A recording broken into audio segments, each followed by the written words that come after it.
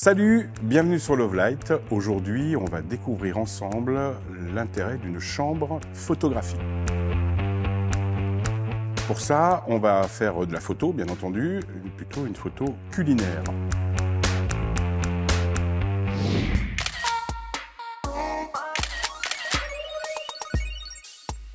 Vous savez, pour faire une photo culinaire, c'est des heures et des heures de préparation, d'affinage. Là, on a un temps très court pour pouvoir réaliser cette capsule. Donc bien entendu, dans les commentaires, vous allez mettre « moi j'aurais fait autrement », etc. Oui, il y a toujours plusieurs façons d'obtenir un même résultat. Je vous rappelle que l'idée, c'est de découvrir le set, le matériel nécessaire et justement toutes les finesses que l'on utilise dans le cadre, par exemple, d'une chambre photographique comme aujourd'hui. On se retrouve avec une chambre photographique Cambo qui a la particularité d'être en plusieurs parties. On va voir un petit peu tous ces composants pour pouvoir un petit peu démystifier ce qu'est une chambre photographique. Alors ici, on a le modèle le plus haut, hein, c'est un modèle MV de chez Cambo, l'Actus très exactement, et on voit qu'on a un ensemble de boutons qui vont nous permettre en fait de jouer sur les axes et de déterminer en fait la profondeur de champ, puisque l'intérêt d'une chambre photographique, c'est d'être beaucoup plus précis qu'un appareil photo, puisque quand vous faites la netteté sur un appareil photo, vous êtes obligé d'être parallèle à votre plan focal, et vous pouvez faire la netteté devant l'objet, sur l'objet ou derrière l'objet. Mais dès que vous voulez éventuellement avoir une netteté sur le devant, sur l'objet et même sur l'arrière, vous pouvez pas, puisque le plan focal n'est pas adapté par rapport à l'optique que vous avez. Alors, cette chambre photographique, elle est composée essentiellement de 4 parties qui sont primordiales pour pouvoir obtenir un résultat photographique souhaité. La première partie, c'est la plus importante. Alors, on va la démonter un petit peu pour comprendre un petit peu toutes les parties. La première partie que je vous montre ici, c'est le soufflet.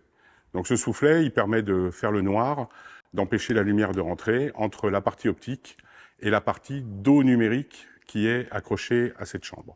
On va le mettre de côté. On a la partie la plus importante et qui coûte en général le plus cher dans une chambre photographique, c'est l'optique. L'optique, elle est là, elle est interchangeable. Aujourd'hui, on va travailler avec une optique de 138 mm qui ouvre à 6.5 de marque Rodenstock. C'est une optique macro. Mais attention, c'est pas le macro comme on utilise habituellement sur un simple appareil photo. Là, on a une précision absolument déconcertante. On aura l'occasion de le voir sur la photo culinaire qu'on réalisera tout à l'heure. On verra qu'on a un connecteur à relier sur le dos numérique juste après. Mais ce dos numérique dont je vous parle, aujourd'hui, on a choisi, donc nous on travaille avec du Phase One, vous le savez, si vous avez suivi les autres capsules, notamment la partie joaillerie. On a un dos Phase One IQ4 à 150 millions de pixels qui est adapté sur l'arrière de la chambre grâce en fait à une plaque qui permet de venir accrocher différents capteurs, différents dos et voire même différents appareils photo. Donc là, on a une plaque compatible avec Phase One. Et puis derrière, on a ce dos numérique, donc ce dos Phase One, qui est l'IQ4 150 millions de pixels. Donc on voit ici ce capteur. On est sur un format 6:4:5, donc on est sur ce qu'on appelle du moyen format. On n'est pas sur du full frame, on n'est pas sur du 4/3, on est sur du moyen format. Donc on va reglisser ce dos sur son attache. Et une fois que l'on a nos deux parties, l'optique, le dos, on va venir mettre le soufflet entre les deux, qui s'installe très simplement, avec simplement un aimant, et on a notre chambre qui est prête à l'emploi, puisque là, on a notre soufflet qui est prêt.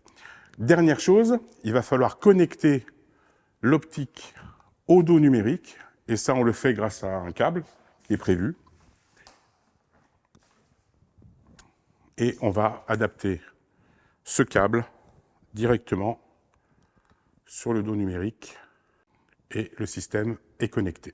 Donc je vous propose de mettre en pratique maintenant la chambre photographique et d'essayer de comprendre un peu plus à quoi vont servir d'abord tous ces boutons et notamment quel impact ça va avoir sur la profondeur de champ et ce qui va nous permettre justement de pouvoir faire des réglages un peu plus poussés qu'avec un simple appareil photo.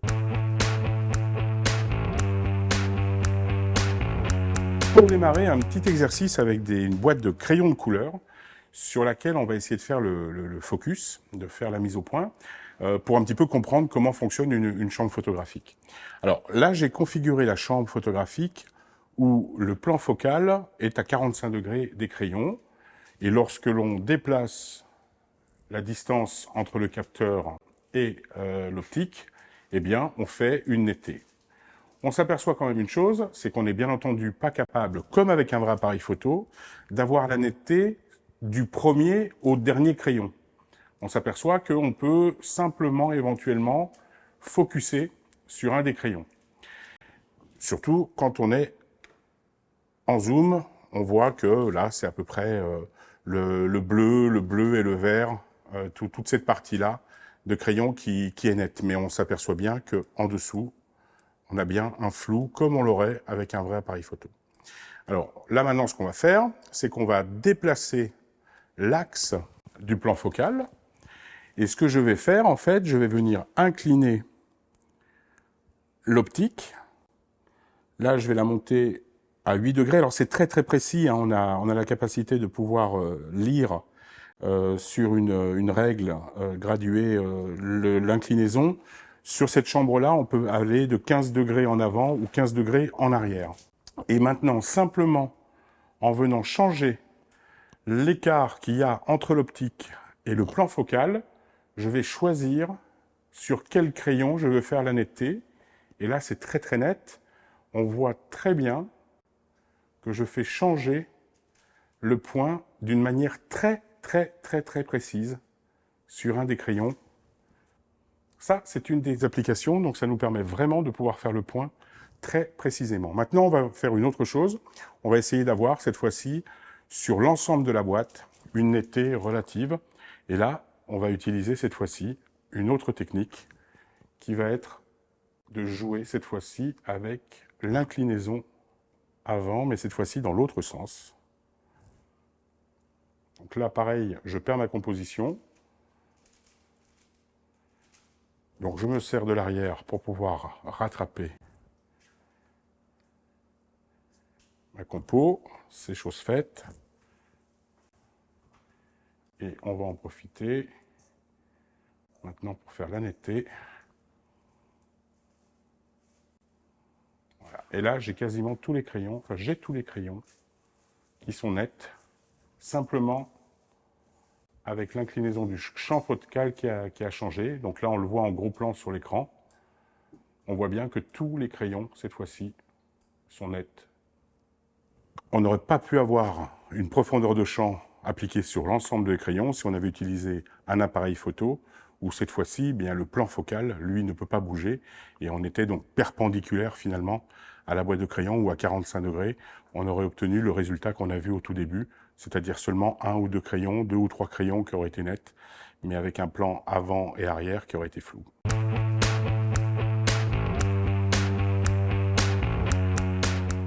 Allez, maintenant, on va faire la photo culinaire. Alors, on a commencé à disposer notre plan de travail. On a du marbre, on a une tasse, une cuillère, on a une grille qui va symboliser la sortie du four, le papier de cuisson au-dessus.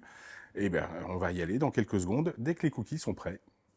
Pendant que les cookies refroidissent, on va disposer la lumière. Donc, on va utiliser, là en l'occurrence, une Octa. Magali va nous amener la lampe, le flash, on va le positionner quasiment en contre-jour, entre guillemets, par rapport à la chambre photographique qui est juste en face. On va se positionner sur la mousse. On va essayer de faire en sorte de donner un éclairage, non pas dans le sens de l'objectif comme on aurait pu le faire habituellement, mais en fait en contre-jour, entre guillemets, de façon à obtenir une réflexion, une lumière spéculaire sur la mousse que l'on va avoir après dans la tasse à café, et en même temps sur les cookies, ce qui va donner un aspect un petit peu plus gourmand.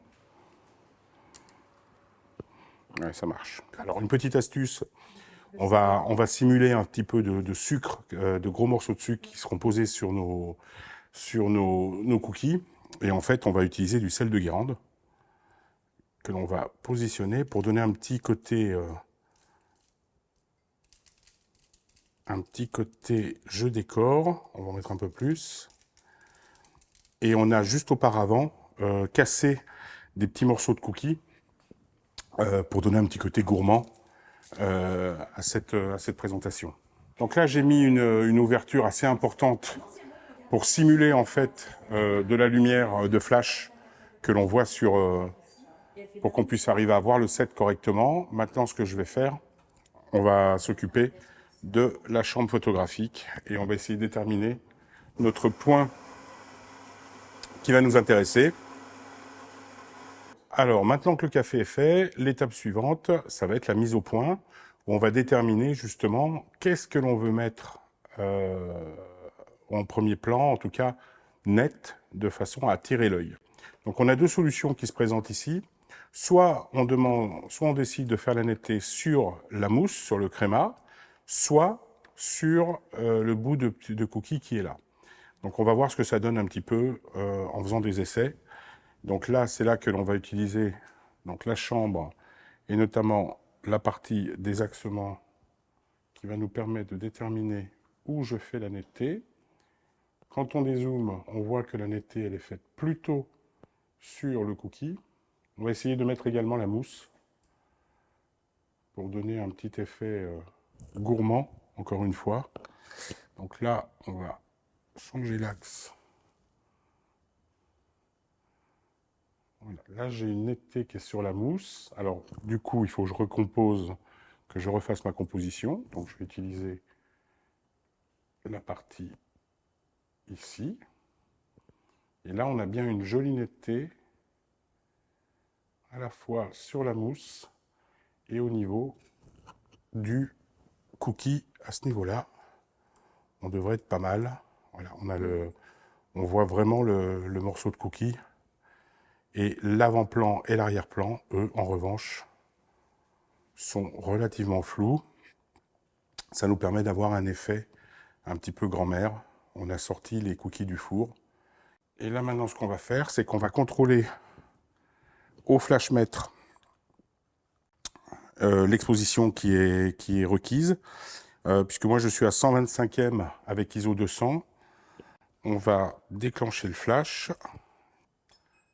Voilà, et là on a une ouverture alors on est à 125 au niveau de la vitesse, c'est ce qu'on voulait, on a bien un ISO 200, et il nous dit 5, 6, 9, ce qui correspond quasiment au-dessus de 6.3, 7.1, ça correspondrait à F8. Et on va faire notre photo dans ces conditions-là. On s'aperçoit qu'on a bien le spéculaire, la lumière spéculaire dont on parlait tout à l'heure, qui nous permet d'avoir un effet, entre guillemets, sur la mousse. En revanche, on s'aperçoit que c'est beaucoup trop petit. Voilà, on voit le spéculaire qui est ici.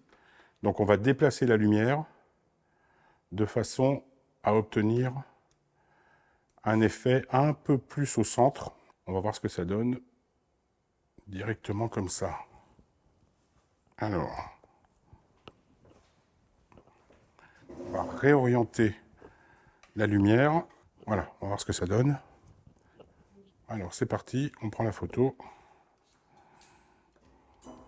On a ce petit côté brillant. Et là, on a à peu près notre photo et on voit bien, cette fois-ci, cette partie-là, qui a la mousse qui est super. J'espère que vous en savez un petit peu plus sur le fonctionnement d'une chambre photographique avec par exemple un dos numérique comme on l'a fait aujourd'hui. N'hésitez pas à commenter la photo qui apparaît actuellement, qui est la photo finale un petit peu retouchée, certes. Comment vous auriez fait. Chaque photographe a son œil, bien entendu, il n'y a pas une seule recette. Et puis, continuez à manger des cookies, acceptez-les ou acceptez-les pas sur votre chaîne. Mais une chose est sûre, abonnez-vous, mettez un petit pouce si ça vous a plu et puis dites-nous tout dans les commentaires. Allez, salut, à très bientôt. Ciao.